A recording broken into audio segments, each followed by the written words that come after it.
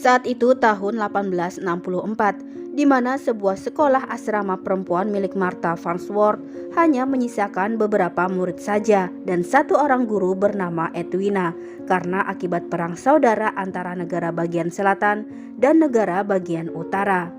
Pagi itu seorang murid bernama Amy terlihat sedang mencari jamur di pinggir hutan. Tiba-tiba secara tak sengaja bertemu dengan seorang prajurit dari pasukan musuh yang bernama John. Ketika itu John tampak terluka parah. Merasa kasihan padanya, Amy lantas membawa John ke asrama. Selaku kepala sekolah, Martha meskipun ia adalah orang yang sangat tegas, tapi ia memiliki hati yang baik. Akhirnya memutuskan bersedia menolong John, walaupun beberapa murid terlihat keberatan dengan keputusan Martha tersebut karena John berasal dari pasukan musuh.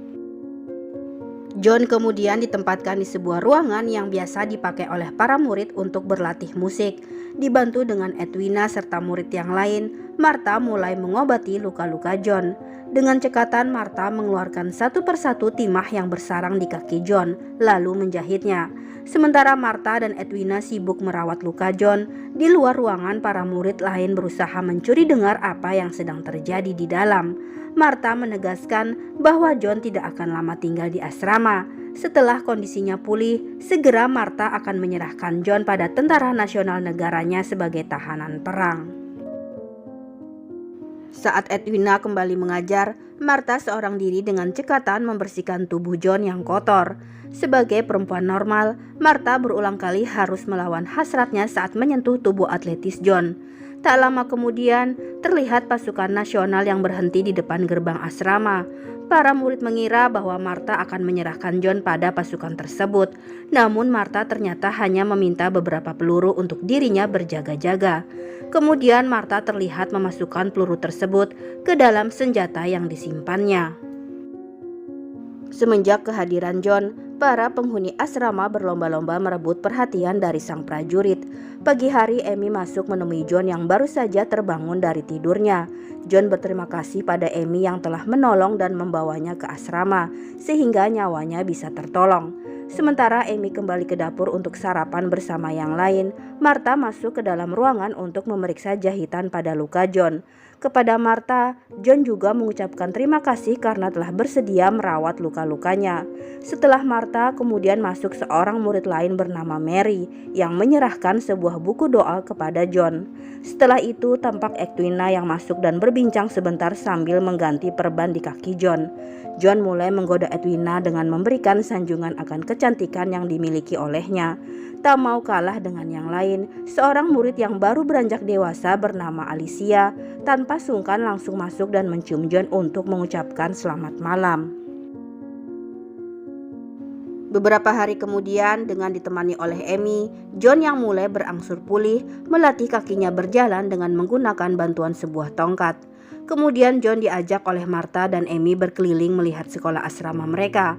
Melihat kebun dan tanaman-tanaman di asrama yang kurang terawat, John lalu menawarkan dirinya untuk menjadi tukang kebun mereka. Satu hari Martha menghampiri John yang sedang beristirahat di kebun.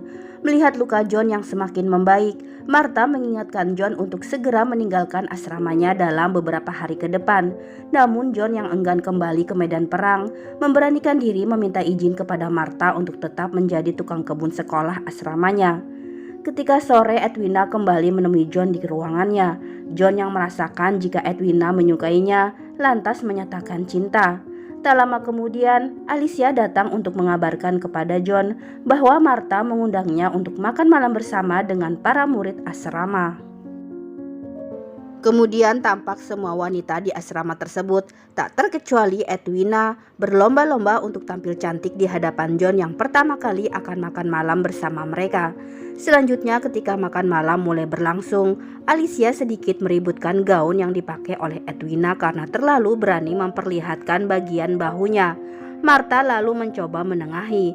Wajar bagi Edwina karena ia adalah gadis yang berasal dari kota. John lalu berusaha mencarikan suasana dengan memuji betapa lezat pie apple yang disantapnya.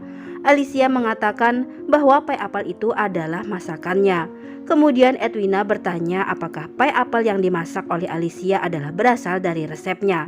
Amy pun tak mau ketinggalan dengan mengatakan jika dialah yang memetik buah apelnya. Mary tidak mau kalah. Mary memberitahu John bahwa pie apple adalah makanan favoritnya. Kemudian selepas makan malam, setelah semua murid dan juga Edwina kembali ke kamar masing-masing, Martha yang sedang berdua dengan John hampir saja sama-sama tak bisa menahan diri jika tidak terganggu oleh suara bising murid-murid yang belum tertidur. Saat larut malam, Edwina yang ketika itu masih terjaga, tiba-tiba mendengar suara yang berasal dari kamar Alicia. Dan betapa terkejutnya Edwina saat menyaksikan laki-laki yang baru saja menyatakan cinta padanya kini telah berkhianat berselingkuh dengan salah seorang muridnya. Pertengkaran pun terjadi antara Edwina dan John. Edwina yang marah lalu mendorong tubuh John hingga terjatuh dan terguling dari atas tangga. Dan itu menyebabkan kaki John patah dan jahitan pada lukanya terlepas dan bertambah parah. John yang telah kehilangan banyak darah membuat keputusan berat akhirnya terpaksa diambil oleh Martha. Satu-satunya jalan untuk menyelamatkan John adalah dengan mengamputasi kakinya. Esoknya saat pagi hari, Martha bersama dengan beberapa murid terlihat menguburkan kaki John. Dan ketika John telah tersadar, ia terkejut jika kini hanya mempunyai satu kaki. Saat John mengetahui bahwa Martha lah yang telah mengamputasi kakinya, ia menuduh Martha dan Edwina bersekongkol sebab rasa cemburu karena saat malam itu John lebih memilih bersama Alicia. Melihat emosi John yang labil karena telah kehilangan sebelah kakinya, Martha memilih mengunci ruangan di mana John berada. Semua penghuni asrama menjadi takut dan tak tahu apa yang harus mereka perbuat. Kedatangan seseorang yang awalnya ingin mereka bantu, kini malah berubah menjadi malapetaka bagi mereka sendiri. Sampai akhirnya emosi John mulai mereda, Alicia memberanikan diri masuk dan menemui John di ruangannya. Alicia yang mengkhawatirkan John justru harus mendapatkan ancaman dari John jika Alicia menolak untuk memberikan kunci ruangan di mana John terkurung. Segera setelah kunci itu John dapatkan, ia keluar dan mengambil senjata api milik Martha dan mengancam semua penghuni sekolah yang saat itu sedang berkumpul. John kini mengambil alih semua kendali atas penghuni asrama. Martha pun berpikir keras mencari cara untuk mengatasi keadaan tersebut. Mary lalu terlihat memberikan usul kepada Martha untuk menyiapkan makan malam dengan menu khusus untuk John, yaitu sajian jamur yang beracun.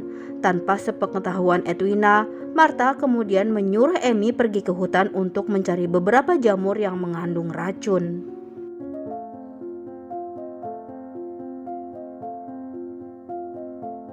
Saat makan malam tiba, jamur khusus yang telah disiapkan kemudian disajikan untuk John, pria pembawa malapetaka bagi sekolah asrama tersebut. Tak lama setelah menyantapnya, John langsung terkapar tidak bernyawa lagi.